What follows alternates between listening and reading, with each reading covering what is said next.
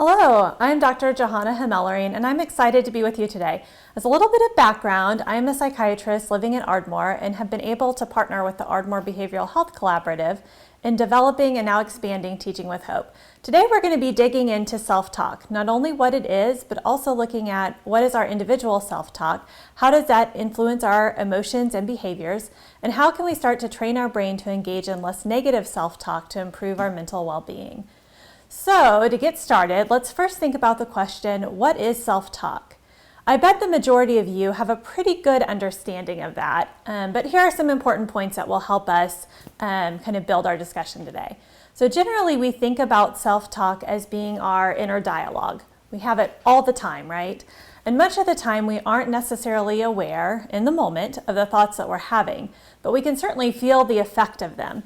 Many times when we're overwhelmed by our self-talk, so our thoughts, we can experience strong emotions like worry or stress, sadness, fear, excitement, as well as physical symptoms like being jittery or lethargic or feeling pain. Our self-talk can often be categorized a couple different ways. So it can be positive or negative or neutral. Positive self-talk is helpful and motivating. So things such as, I did a great job, or this is hard, but I know I can get through it. Neutral self-talk is often more descriptive and factual. And then there's negative self-talk, which is often unhelpful, it's exaggerated, it's irrational. So things like, everyone knows that I'm a loser, or I'm never going to be able to do this. And as we kind of have that self-talk, it's often related to perceiving what's going on in the situation around us. And our self-talk or thoughts then influence our emotions, our bodily sensations, and finally our behavior. For example, when we think about anxiety, anxiety is really rooted in the fear of uncertainty. And when we find ourselves in a situation where we can't predict the outcome. So positive thinking, positive self-talk says, I've made it through hundreds of unknowns before and I can do it again. And we're left feeling really confident and ready to tackle what's in front of us. Unhelpful or negative thinking might tell us, there's no way I can do this.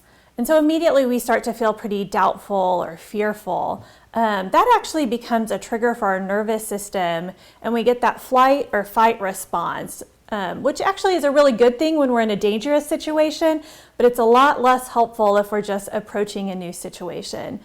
So we start to feel short of breath, our heart races, and we want to avoid the situation completely. So now we're going to go through a case example and we're going to practice how self-talk can influence your emotions and behavior. And to do that, we're going to work through a case example where the same lesson is being taught to two sets of students.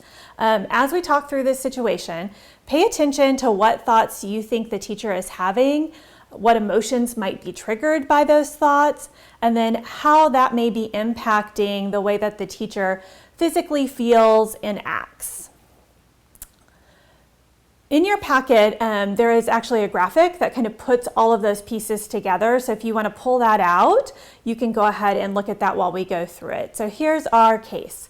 So in the first period, the teacher observes the students are quiet, they're listening carefully, they're taking notes. In the second period, giving the same lesson, the teacher observes the students are fidgeting, daydreaming, or talking to each other. So let's unpack a few of the connections here. So there are lots of these scenarios that we live through every day. Sometimes it's interactions with our students, sometimes it's interactions with our fellow teachers or administrators, or maybe with students' parents or our own family. So how do we start to recognize the patterns of self-talk that we engage in? The first step is actually pretty obvious. We have to pay attention to it. Many times we notice our moods or how we're physically feeling first, and we can actually use that as a starting point. So for example, if you notice that you're suddenly feeling tense or irritated, reflect back on what just happened and your thoughts about it and write them down. When first starting to figure out self-talk, it can also be very helpful to just keep a journal with you and either write down thoughts throughout the day or even in the evening, go ahead and just write about the day. So rereading a journal entry will often help you pick up on self-talk patterns that you have. Another kind of tip is to pay attention to the conversations that you're having with others and try to pick up on their self-talk. This can help you become more in tune with your own self-talk. As you do this, ask yourself if you are noticing any biases or unhelpful thinking patterns. We often have a few favorites. So for example, sometimes one of our favorites is catastrophizing, where we see the worst in a situation or people, and it leads to us feeling more anxious. Or perhaps it's excluding the positive, where we just discount positive events. We kind of write them off, we make excuses for it, which leaves us feeling pretty low. Or maybe it's personalization, where you take responsibility for things that weren't really your fault and you find yourself apologizing frequently.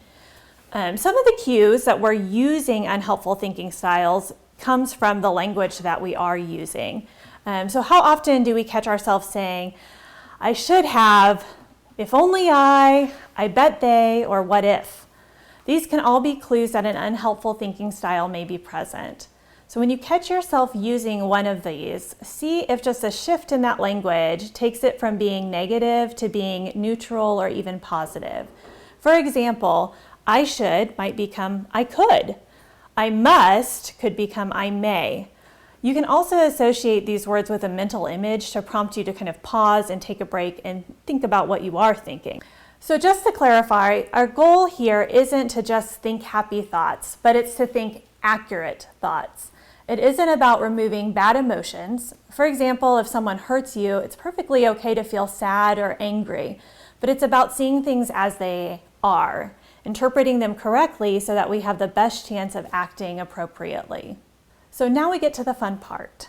We're going to look at some common unhelpful thinking styles, let you identify which ones you use, and work through how you can use a Socratic questioning method to challenge these negative thoughts and replace them with a more accurate or positive or neutral thought. So all right, let's get to work.